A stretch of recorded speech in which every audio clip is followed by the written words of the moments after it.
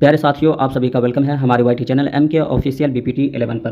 प्यारे साथियों, आज आपके सामने उर्दू लेसन प्लान लेकर आए हैं जो कि बीएड और डीएलएड वाले स्टूडेंट के लिए हैं। जो टीचिंग फील्ड की तैयारी करते हैं तो उनकी जो क्लासेस ट्रेनर टीचर के लिए जब स्कूल वगैरह में बच्चों को टीचिंग पढ़ाने के लिए जाते हैं तो कॉलेज की तरफ से उनको कुछ फॉर्मेट वगैरह बुक्स नोटबुक दिया जाता है कि बच्चों को किस तरीके से आपको पढ़ाना है, फिर उसमें लेसन प्लान यानी पाठ्य योजना बनाना है। तो आज का जो वीडियो है उर्दू लेसन प्लान का है और इसमें हम सारी चीज़ों को एक्सप्लेन किए हुए हैं और बारीकी के साथ स्टेप बाय स्टेप सारे फैक्टर को एक्सप्लेन किए हुए हैं और किस तरीके से बनाना है। सबसे पहले ये है कि अगर आपको कॉलेज की तरफ से नोटबुक दिया जाता है तो अच्छी बात है, अगर नोटबुक नहीं दिया जाता है तो इसके लिए भी ज़्यादा प्रॉब्लम नहीं है। आप अपने किसी भी शॉप वगैरह से नोटबुक लेकर और स्केल पट्टी के द्वारा सही तरीके से बना सकते हैं।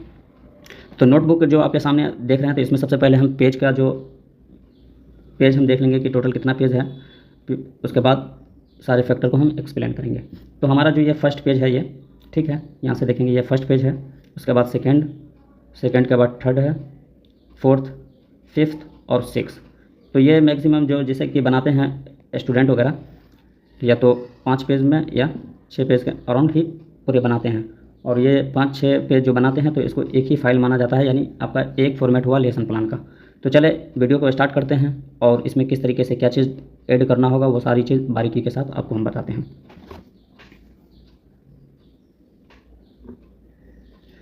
ये लेसन प्लान जैसे कि आपको कॉलेज की तरफ से दिया जाएगा तो अब पहले से ये सारा चीज़ लिखा मिलेगा आपको।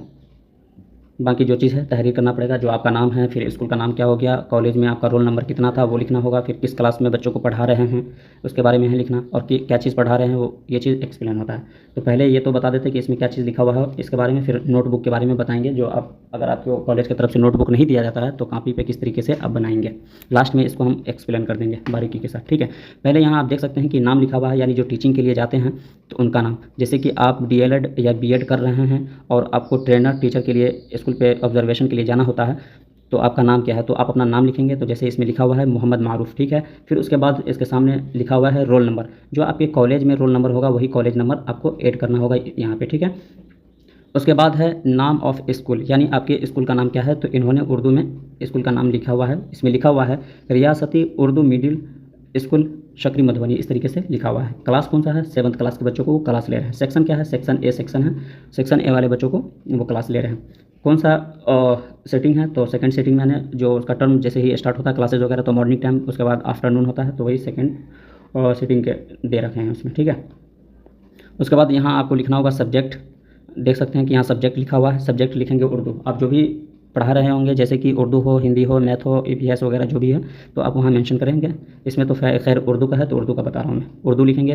फिर आप कौन सा बुक फॉलो किए हुए हैं, बुक का नाम लिखेंगे। जैसे कि इन्होंने ख्याल बुक एनसीईआरटी का फॉलो कर रखा है तो इसमें मेंशन किए हुए हैं।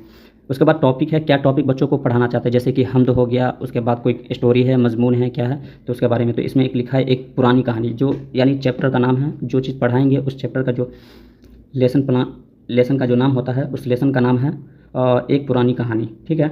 यहाँ तक आप समझ गए होंगे। उसके बाद वो क्या चीज़ है, यानी सब टॉपिक जो लिखा गया हुआ है तो ये क्या चीज़ है, ये जो टॉपिक आप पढ़ाने के लिए जा रहे हैं ये एक मजमून है, जैसे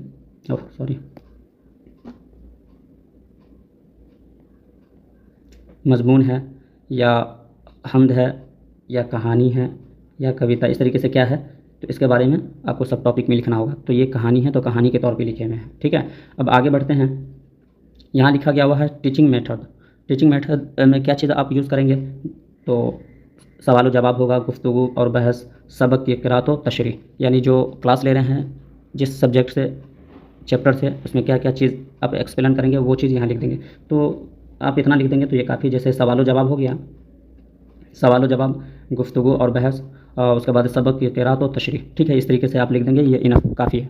उसके बाद आता है टीचिंग एड्स, यानी आप शिक्षण सहायता सामग्री, यानी क्या क्या यूज़ करेंगे, ब्लैक बोर्ड जैसे जो भी चीज़ उसमें यूज़ करेंगे वो चीज़ पढ़ाने के दौरान, तो वो सारी चीज़ आपको लिखना होगा। जैसे कि यहाँ लिखा हुआ है दर्सी किताब, क्योंकि आप जो क्लास ले रहे हैं तो उसमें आप फॉलो करते हैं क्या चीज़ लेकर हम पढ़ा रहे हैं। जैसे कि नोट हो गया, यहाँ तो लिखा हुआ ऑलरेडी है, देख लीजिए, दर्सी किताब है, उसके बाद ब्लैक बोर्ड है, उसके बाद नोट है वगैरह है, ठीक है। इस तरीके से आप लिख सकते हैं।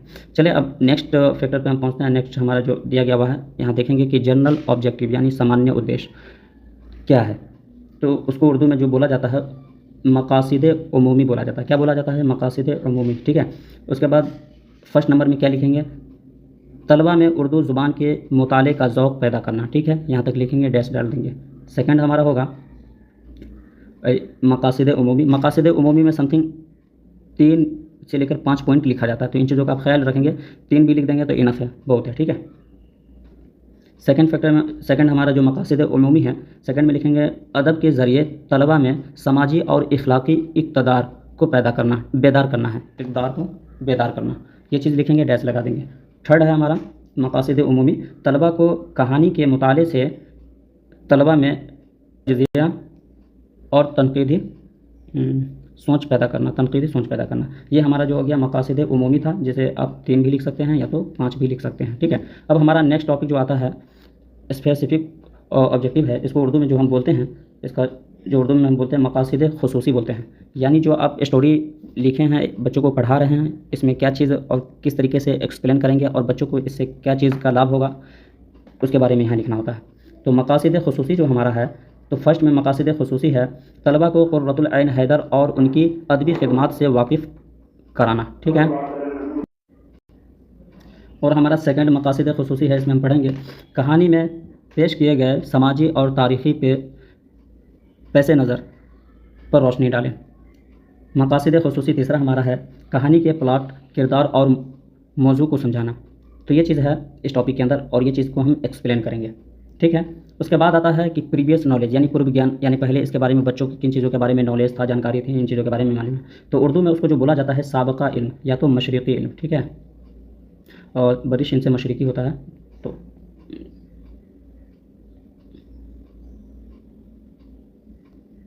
इस तरीके से आप ये भी लिख सकते हैं प्रीवियस ज्ञान के ऊपर, ये जो है साबका इल्म लिखे हुए हैं। चलिए उसके बाद जो लिखना है, तो साबका इल्म में हमारा क्या लिखा हुआ टॉपिक यहाँ देखेंगे कि तलबा को उर्दू कहानी और अफसाने की बुनियादी पहचान है। क्या लिखा गया हुआ है? तलबा को उर्दू कहानी और अफसाने की बुनियादी पहचान है। ठीक है, यहाँ तक आप समझ गए होंगे। नीचे अब मेथड दिया गया हुआ है इंट्रोडक्शन, प्रस्तावना है। बच्चों को टेस्ट करने के लिए कुछ सवाल वगैरह किया जाता है। अगर आपको जब ये कॉपी नोटबुक इस तरीके से ये फोल्डर दिख रहे हैं, सेम इसी तरीके से मिलेगा, तो वो उतना तो स्पेस होता नहीं है कि ज़्यादा क्वेश्चन किया जा सके। तो ज़्यादा क्वेश्चन यहाँ पॉसिबल है नहीं, 1-2 इनफ है। अगर आप नोटबुक जो आप कॉपी में तहरीर करके बनाएंगे तो उसमें समथिंग वही 4-5 लिखना होता है, लेकिन 3 बहुत है। ठीक है। तो ये हमारा इंट्रोडक्शन है। इंट्रोडक्शन में हम यहाँ पे लिख देंगे सबसे पहले उस्ताद का सवाल, यानी सवाल क्या करेंगे बच्चों से। उसके बाद होगा तलबा का इक़दामात। ठीक है, ये चीज़ लिख देंगे।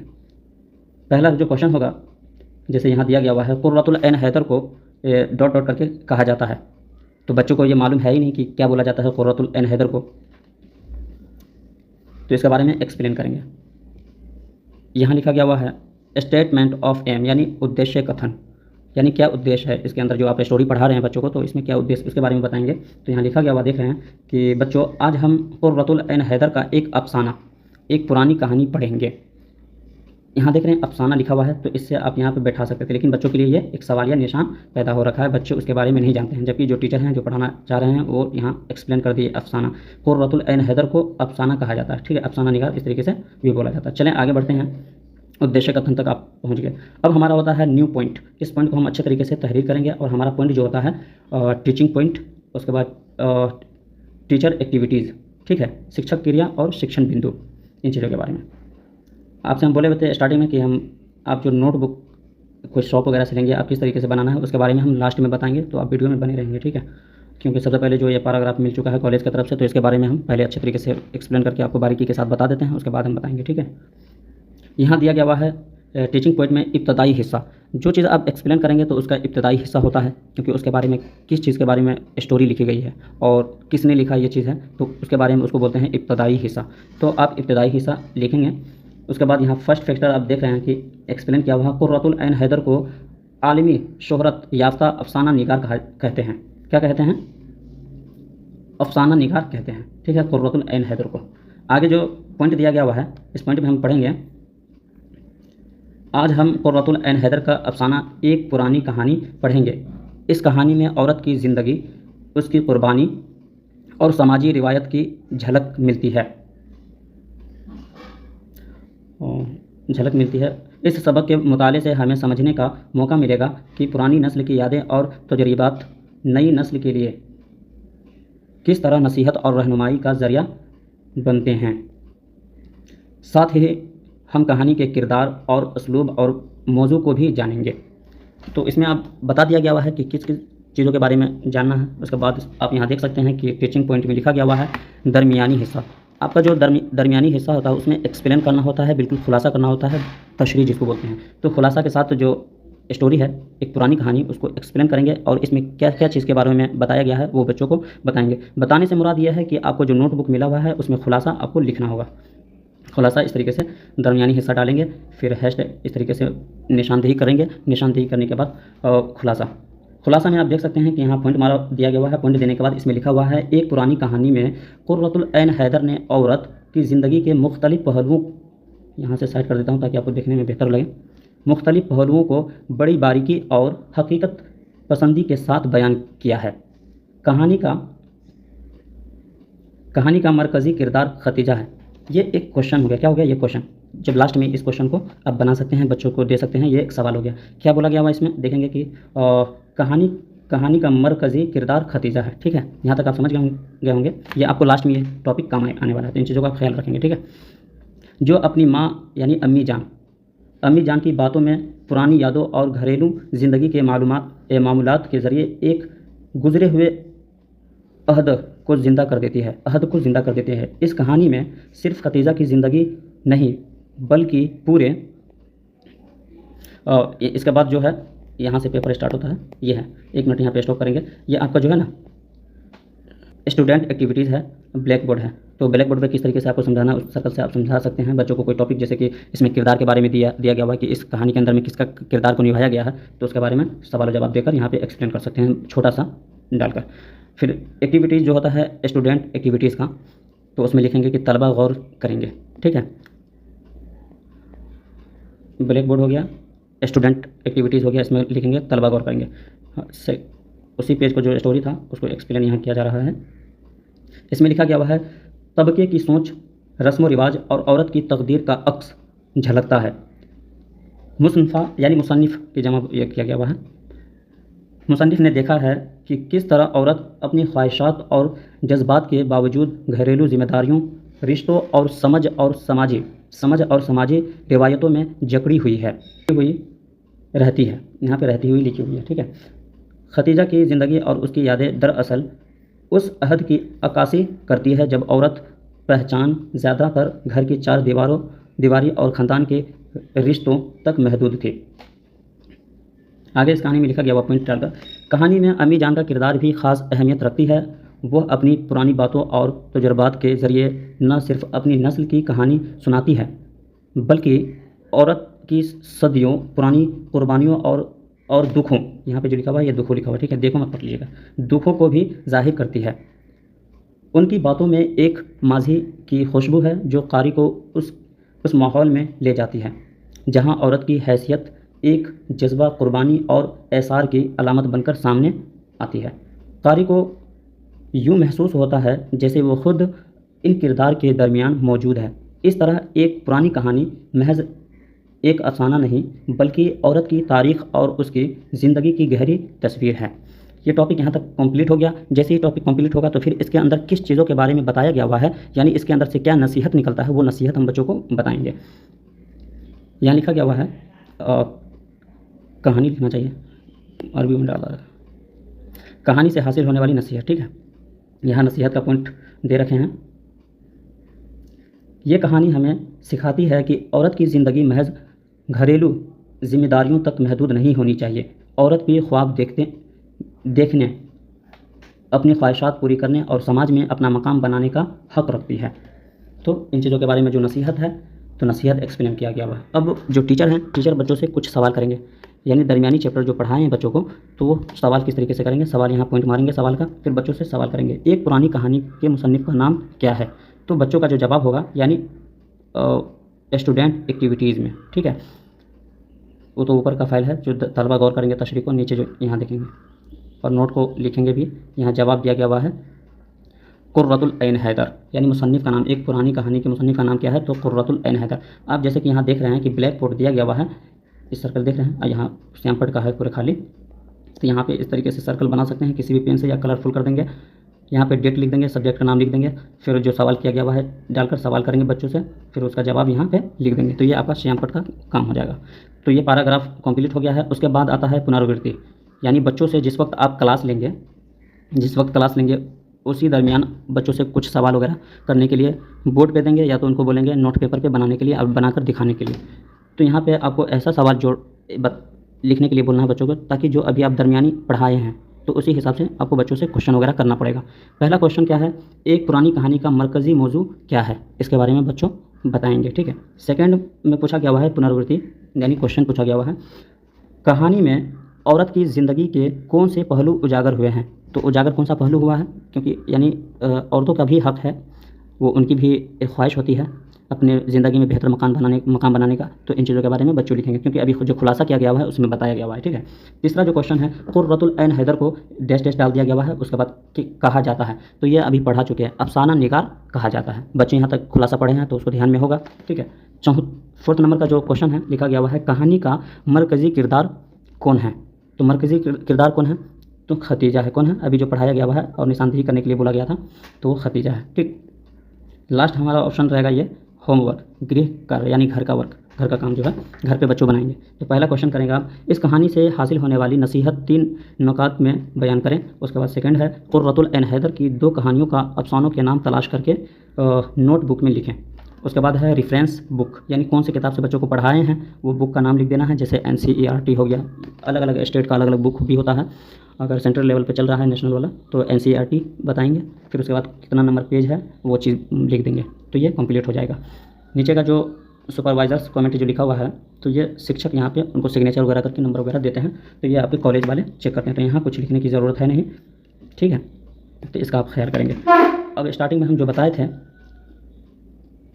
कि जब आपको कॉलेज की तरफ से अगर नोटबुक इस तरीके से मिल जाता है तो आप आसानी से प्रोसेस के साथ बना सकते हैं। लेकिन आपके कॉलेज से इस तरीके के नोटबुक नहीं दिया जाता है, तो आपको किस तरीके से बनाना है इन चीज़ों के बारे में बता देता हूँ।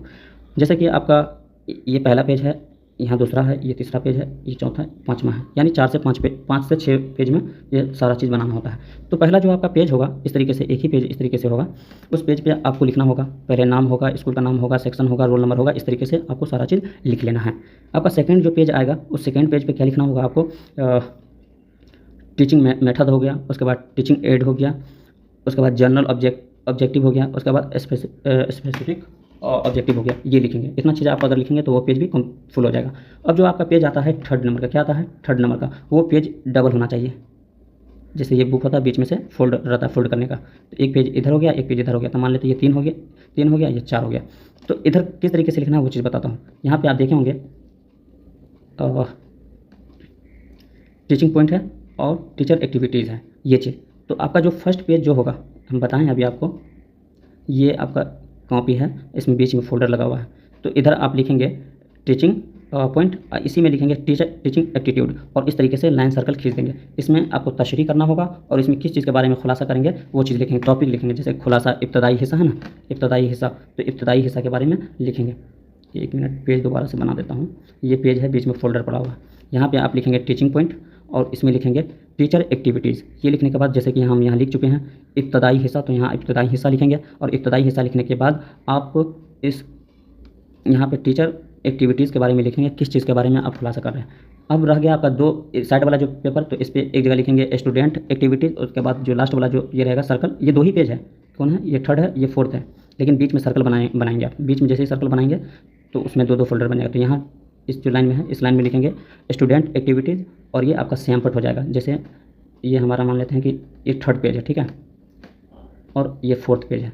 तो आप देख रहे हैं ना कि यहाँ स्टूडेंट एक्टिविटीज़ लिखा हुआ है और यहाँ श्यामपट लिखा हुआ है। तो कितना पेज हो गया, फोर्थ पेज तक आपका कंप्लीट हो गया। उसके बाद फिफ्थ वाला जो पॉइंट निकालेंगे, इस तरीके से आपका पेज होगा,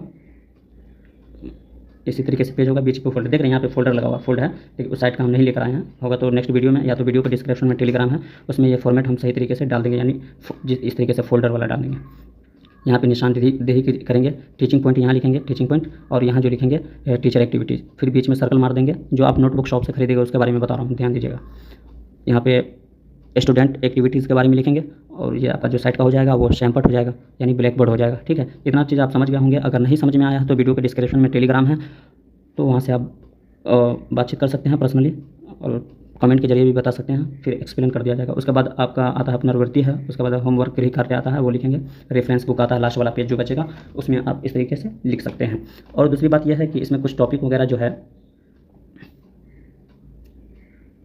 यहाँ का जो टॉपिक है मकासिद उमूमी और मकासिद खुसूसी, तो वीडियो के डिस्क्रिप्शन में इसका हम मज़ीद जैसे 5, 6, 7, 8, 10 इस तरीके से लिख कर हम डाल देंगे, ताकि आप वहाँ से देख कर भी लिख सकते हैं। बाकी वीडियो के डिस्क्रिप्शन में टेलीग्राम है, ये जो PDF है उसमें हम शेयर कर देंगे। अगर ना समझ में आए तो आप बताइएगा, फिर मैं कोशिश करूँगा बताने की, या तो आपसे कॉन्टैक्ट भी करूँगा। ठीक है, उम्मीद करते हैं कि यहाँ तक आपको अच्छे तरीके से समझ में आ गया होगा।